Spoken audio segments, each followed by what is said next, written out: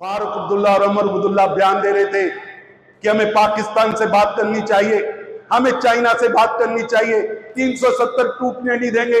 370 की लड़ाई लड़ने के लिए वो देश के सर्वोच्च न्यायालय में जाके खड़े हो गए।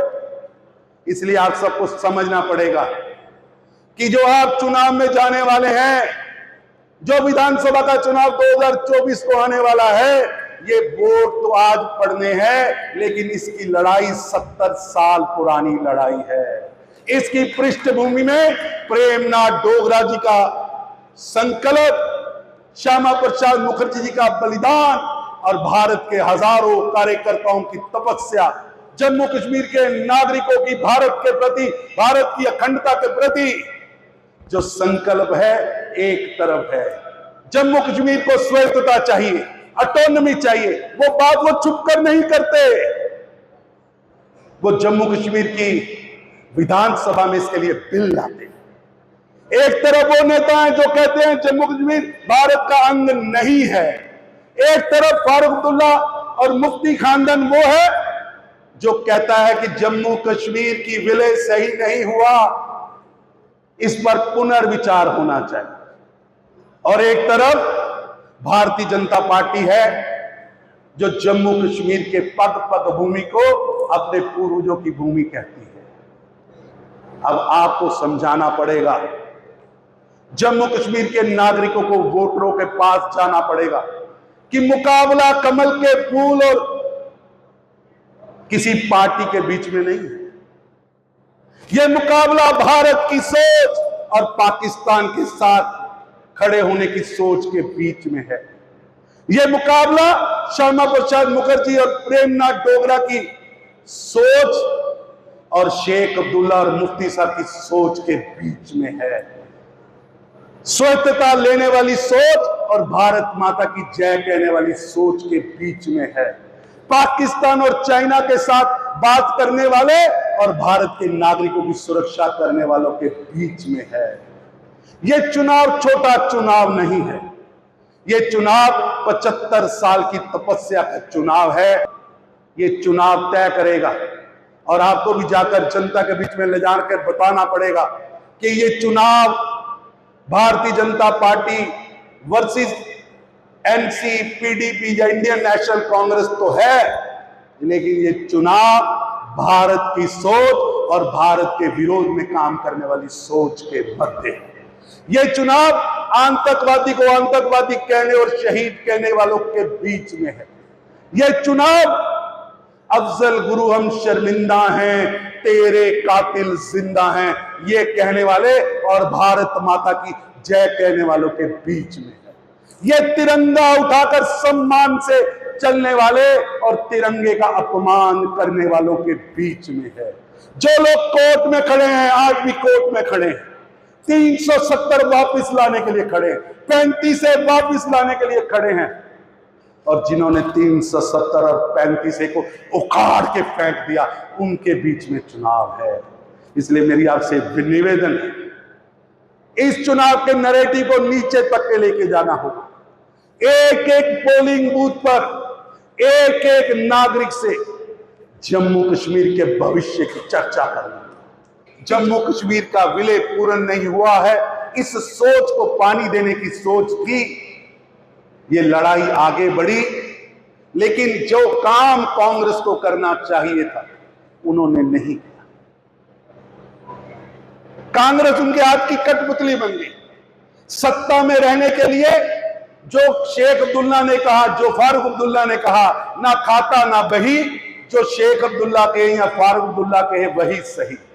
इस तरह जम्मू कश्मीर की सरकार को चलाया गया। और मुझे दुख होता है कि एक तरफ जम्मू कश्मीर जल रहा था, जम्मू कश्मीर को जलाने वाले हाथ जम्मू कश्मीर के अंदर की पॉलिटिकल पार्टीज के, जिनकी ड्यूटी थी जम्मू कश्मीर को बचाना, जम्मू कश्मीर की प्रजा की रक्षा करना, वो मूक दर्शक बनकर तालियां बजाकर उस तमाशे को देख रहे थे। मित्रों, मेरे को याद है कि पूरे देश के अंदर जम्मू कश्मीर के लिए आंदोलन शुरू हुए। भारतीय जनसंघ, भारतीय जनता पार्टी ने 7 दशक तक जम्मू कश्मीर के लिए लड़ाई लड़ी, जम्मू कश्मीर की नागरिकों की रक्षा के लिए लड़ाई लड़ी। ये ऋषियों मुनियों महात्माओं की धरती, ये तपस्वियों की भूमि, ये वेद व्यास की भूमि, ये कश्यप ऋषि की भूमि, ये पीरों पैगंबरों की भूमि खून से रक्त रक्त हो गई। जो भूमि सदियों से हमारे पूर्वजों की भूमि,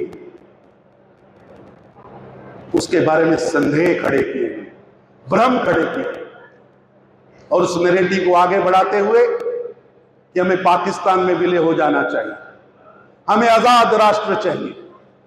और उस सोच को किस तरह कांग्रेस यासीन मलिक के लिए रेड कारपेट बिछाती है, उनके लिए चार्टर्ड विमान कश्मीर के एयरपोर्ट पर उतरते, उनको पैसा दिया जाता है, जिनके हाथ जम्मू कश्मीर के नागरिकों के हाथों से रंगे, जिन्होंने टीकालाल टिप्पू की हत्या की, जिन्होंने सरेआम देश के सैनिकों की हत्या की, जिन्होंने जम्मू कश्मीर के अंदर आग लगाने का काम किया।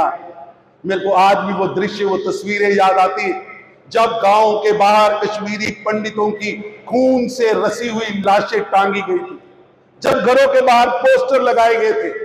उस सब वातावरण के अंदर आतंकवाद का पूरा खेल 2 दशक तक यहां खेला गया। ये तो सौभाग्य था कि 2014 के अंदर प्रधानमंत्री श्री नरेंद्र मोदी जी की सरकार आई और लगातार जीरो टॉलरेंस ऑन टेररिज्म पर काम शुरू हुआ, आतंकवाद के समूल नाश पर काम शुरू हुआ, भाई भाई में फर्क नहीं होगा, सबका साथ, सबके विश्वास पर काम शुरू हुआ। और आगे बढ़ते हुए 5 अगस्त 2019 को प्रधानमंत्री श्री नरेंद्र मोदी जी के नेतृत्व में देश के गृह मंत्री श्री अमित शाह जी ने धारा 370 और 35A को समाप्त कर दिया।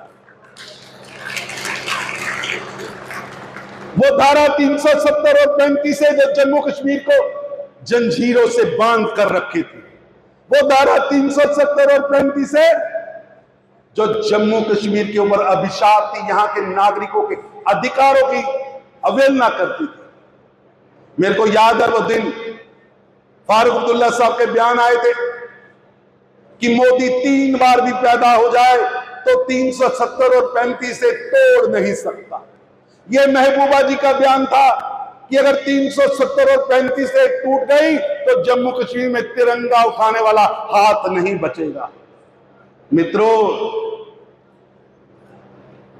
पहले ही जन्म में मोदी जी ने 370 और 35 तोड़ दी, और आज हमें गर्व है कि 5 अगस्त 2019 के बाद जम्मू कश्मीर में एक संविधान, एक प्रधान, एक निशान और एक ही गूंज, भारत माता की जय, भारत माता की जय, वंदे मातरम, वंदे मातरम।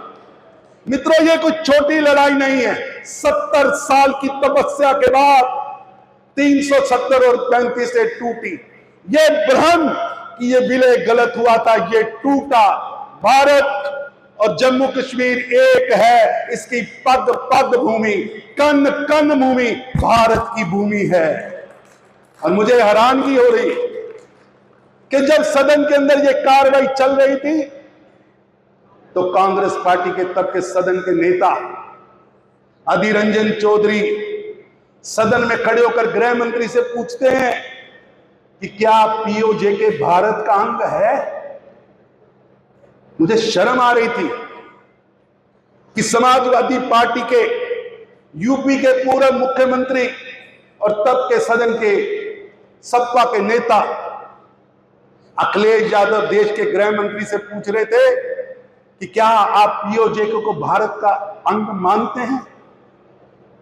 मित्रों, भारतीय जनता पार्टी के कार्यकर्ता और जनसंघ के संस्थापक श्यामा प्रसाद मुखर्जी के पद चिन्हों पर चलते हुए देश के गृह मंत्री श्री अमित शाह जी ने सदन में खड़े होकर कहा था, हां, पग पग भूमि पीओजे की हमारी भूमि है, और उसके लिए जान भी लगानी पड़ेगी तो जान भी लगा देंगे, अगर जान भी देनी पड़ी तो जान भी दे देंगे। एक तरफ पीओजे की कन कन भूमि हमारी है, पूरे भारत की है, ये संकल्प देश के सदन का संकल्प है। और दूसरी तरफ फारूक अब्दुल्ला और उमर अब्दुल्ला बयान दे रहे थे कि हमें पाकिस्तान से बात करनी चाहिए, हमें चाइना से बात करनी चाहिए, 370 टूटने नहीं देंगे। 370 की लड़ाई लड़ने के लिए वो देश के सर्वोच्च न्यायालय में जाके खड़े हो गए। इसलिए आप सबको समझना पड़ेगा कि जो आप चुनाव में जाने वाले हैं, जो विधानसभा का चुनाव 2024 को आने वाला है, ये वोट तो आज पड़ने हैं, लेकिन इसकी लड़ाई 70 साल पुरानी लड़ाई है।